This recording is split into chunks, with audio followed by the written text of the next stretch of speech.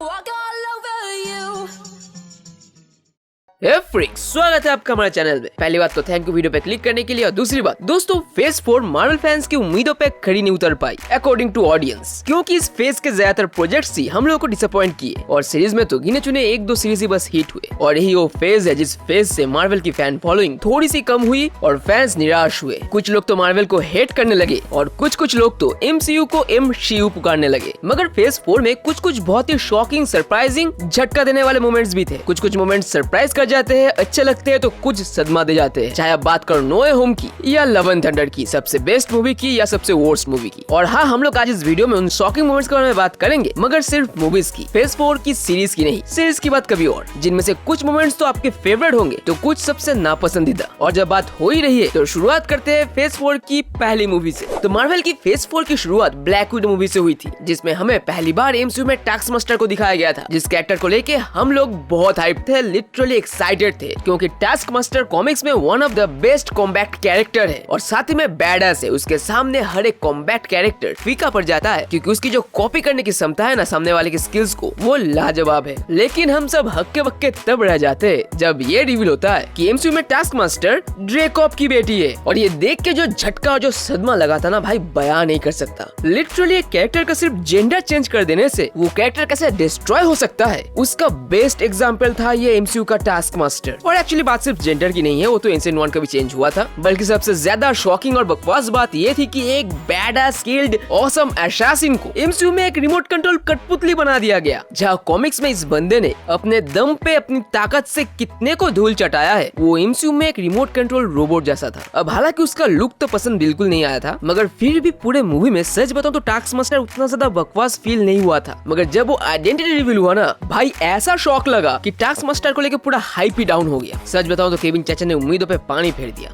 ऐसे सरप्राइजेस नहीं चाहिए। और सरप्राइज या शॉकिंग मोमेंट छोड़ो, ये फेज 4 के सबसे वर्स्ट मोमेंट के लिस्ट में टॉप 2-3 में तो आएगी ही। लिटरली बकवास था ये, जो भी हो। नेक्स्ट, अब जहाँ ब्लैक विडो से फेज 4 शुरू हुआ था, वही ब्लैक पैंथर यानी वकांडा फॉरएवर में फेज 4 एंड हुआ। और ये मूवी ना अपने आप में एक बहुत बड़ी ट्रिब्यूट थी तिचाला और उसको प्ले करने वाले एक्टर चैडविक बोसमैन को। मगर इन इमोशनल एंगल्स के अलावा और फ्लैशबैक्स के अलावा मूवी में एक ऐसा खास मोमेंट भी था, जो मोमेंट किसी भी फैन ने एक्सपेक्ट नहीं किया था, जिस मोमेंट ने एक ऐसा सरप्राइज दिया कि पूरा हॉल चीख उठा था। और वो मोमेंट था किलमॉन्गर का अपीयरेंस। कई सारे फैंस लिटरली कभी सोचे भी नहीं थे कि वकांडा फॉरएवर में हमें किलमॉन्गर का ऐसा एक सरप्राइजिंग कैमियो मिलेगा, जिसका स्वागत ऑडियंस ने हॉल में CTO के साथ किया। और वो जो मोमेंट था ना, वो इतना ज्यादा सरप्राइजिंग, शॉकिंग और अमेजिंग था कि लिटरली हॉल में लोगों के मुंह से वो निकला था। सभी को लगा था कि शूरी शायद अपनी माँ से मिलेगी, लेकिन थ्रोन में बैठा हुआ था किलमॉन्गर, जिसने उसके दिमाग में रिवेंज, वेंजेंस और बदले की भावना ऐसे घोला कि एक धीमी गति से चल रही मूवी एक अलग ही माहौल पकड़ ली। हालांकि ये बस एक छोटा सा रोल था, मगर दिल मचल देने के लिए काफी था। पूरे हॉल को पंप्ड अप कर दिया था।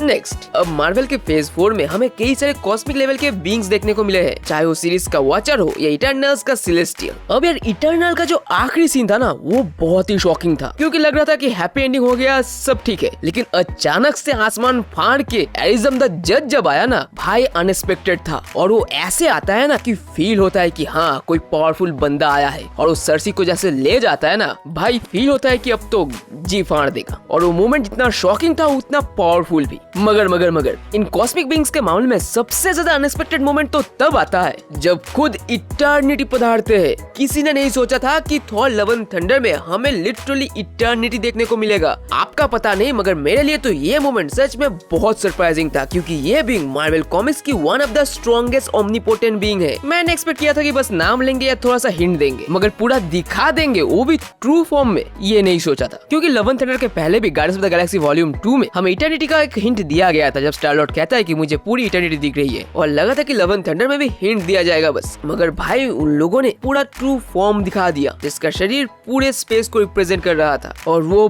बहुत अमेजिंग था। और अब जब बात है लव एंड थंडर की, तो एक और छोटी सी शॉकिंग मोमेंट की बात करें तो वो बिलोंग करता है लव एंड थंडर की ज्यूस से। नहीं, मैं वो ज्यूस की सोन पर जैसे उतरने वाली सीन्स की बात नहीं कर रहा, वो तो शॉकिंग था ही, और वो इतना ज्यादा शॉकिंग था कि उसके सदमे से तो मैं आज भी बाहर नहीं आ पाया। मगर एक मोमेंट ऐसा भी था जो इससे भी ज्यादा सरप्राइजिंग और शॉकिंग थी, और इतनी शॉकिंग थी कि पूरे हॉल में एक सेकंड के लिए सन्नाटा पड़ गया था, और वो था ज्यूस के सीने में छेद कर देने वाला सीन। भाई साहब, थॉर गुस्से में आके ज्यूस के थंडरबोल्ट को पकड़ लेगा, और पकड़ेगा तो पकड़ेगा, वापस फेक मारेगा, और फेक मारेगा तो मारेगा, ज्यूस के सीने के आर पार हो जाएगा और महान ज्यूस वैसे गिर जाएगा। भाई अनएक्सपेक्टेड था। सारे ऑडियंस इंक्लूडेड मी, सभी को लगा था कि ज्यूस मर गया। इतना कि मूवी के पोस्ट क्रेडिट सीन आने तक सभी को लगा था कि ज्यूस मर गया है, और वो सीन इतना ज्यादा क्विक था और ऐसा झटका देके गया था ना कि असली ज्यूस भी सोचेगा कि भाई मैं ऐसे मर गया, वो भी थोड़ के एक बार से, और आखिर तक सभी को लगा कि ज्यूस मर गया है, जब तक कि ना पोस्ट क्रेडिट सीन में वो दोबारा दिखा, और तब लगा कि हाँ वो ज्यूस है, इतने आसानी से थोड़ी मरेगा। लेकिन ज्यूस का टेम्पोररी मौत मेरे लिए बहुत शॉकिंग था। और नेक्स्ट अगर बात करें सबसे ज्यादा शॉकिंग मोमेंट की, तो ये मेरे लिए पूरे फेज 4 की सेकेंड मोस्ट शॉकिंग मोमेंट है, और वो सीन है मल्टीवर्स ऑफ मैडनेस से इल्यूमिनाटीज का खात्मा। और उससे भी ज्यादा सबसे ज्यादा शॉकिंग मोमेंट ब्लैक बोल्ट की वैसी मौत। इल्यूमिनाटीज को इंट्रोड्यूस करवाने के बाद तुरंत ही सारे इल्यूमिनाटी कुछ ही पल में ऐसे सब मर जाएंगे, वांडा ऐसा तांडव मचाएगी, ये सोचे भी नहीं थे। अब हालांकि इल्यूमिनाटीज के पहले 2-3 मेंबर्स को मारने के बाद ही समझ में आ गया था कि सारे मारे जाएंगे और माहौल थोड़ा सा सैचुरेटेड हो गया था, मगर सबसे ज्यादा शॉकिंग मोमेंट जो मेरे लिए फेज 4 की सेकेंड मोस्ट शॉकिंग मोमेंट है, वो थी पहली मौत, यानी ब्लैक बोल्ट की मौत। भाई बयान नहीं कर सकता कि पूरे हॉल में क्या हालत था जब व्हाट माउथ बोल के और हिंदी में कौन सा मुंह बोल के ब्लैक बोल्ट का मुंह गायब कर दिया था, उसका सर फट गया था। ब्लैक बोल्ट को मार दिया भाई उसने, जिसको लेके पूरे इंटरनेट पे लिटरली मीम्स फैल गए, ट्रोल्स शुरू हो गए, लॉजिक के पीछे थ्योरीज बनाना स्टार्ट हो गए, और मेरे ऐसे लोगों ने शॉर्ट्स बना दिए। इस 2 सेकंड के मोमेंट को लेके पूरा बवाल मच गया था, और ये मोमेंट ने जो झटका दिया था ना, इतने ताकतवर कैरेक्टर को, मार्वल यूनिवर्स के सेकंड मोस्ट पावरफुल कैरेक्टर को कैसे ऐसे मार दिया, जिसका बस एक ही जवाब हो सकता है कि उस यूनिवर्स यानी 838 का ब्लैक बोल्ट उतना ज्यादा ड्यूरेबल नहीं था। But I am definitely sure कि मेन यूनिवर्स का ऐसा नहीं होगा। मेन यूनिवर्स में जब वांडा ट्राई मारेगी, ब्लैक बोल्ट को कुछ नहीं होगा, और बता रहा हूँ मैं, लिख के रख लो, क्योंकि इसके ऊपर से मार्वल की आदत ही है किसी भी महान कैरेक्टर को फर्स्ट इंट्रोडक्शन में बहुत पावरफुल दिखाना, चाहे वो विशन को लेके हो या कैप्टन मार्वल को लेके, जिसके बाद बिगाड़ देते हैं वो लोग, सिवाय ज्यूस को छोड़ के, उसको तो शुरुआत में बिगाड़ दिया।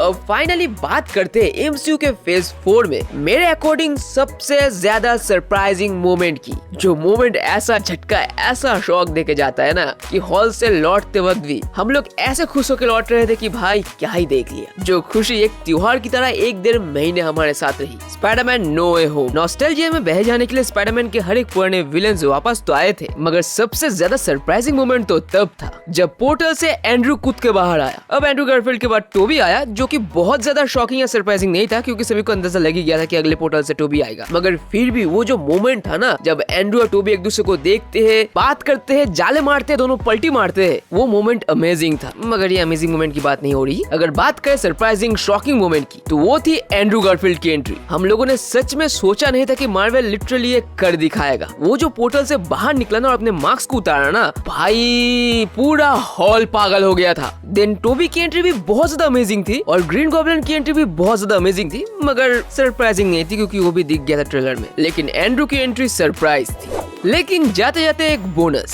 वो है मल्टीवर्स ऑफ मैडनेस। नहीं, कोई मोमेंट नहीं, बल्कि ये पूरी मूवी और इसका टाइटल खुद सरप्राइज करके जाता है हम लोगों को। हालांकि मूवी काफी अच्छी थी, मुझे बहुत अच्छी लगी, मगर यार मैंने सोचा था कि डॉक्टर स्ट्रेंज की मूवी है, मगर ये तो वांडा की निकली। इट्स लाइक डाउनलोड किया नो वे होम और चल रहा है डेडपूल। सच बताऊं, ये मूवी और इसका टाइटल बहुत बड़ा झटका था। और मल्टीवर्स ऑफ मैडनेस, कहा था मल्टीवर्स ऑफ मैडनेस, इससे अच्छा नाम तो सुपर इंडिया ने रखा है, rise of Scarlet Witch. Title doctor strange की और मूवी वांडा की। कमाल करते हो भाई, इतना बड़ा सरप्राइज भी नहीं चाहिए होता है। मगर हाँ, मूवी अच्छी थी अगर टाइटल को नहीं पढ़ो तो। और अगर ये वीडियो आपको अच्छी लगी हो तो जल्दी फेज 4 के सीरीज के ऊपर भी ऐसी वीडियो लाएंगे। मगर आज के लिए बस इतना दोस्तों, फिर मिलेंगे अगले वीडियो में कौन सा कंटेंट के साथ, और तब तक के लिए स्टे ट्यून्ड, स्टे सेफ, अपना फैमिली का ख्याल रखना, दोस्तों के काम में मदद करना, because you are a freaking super hero.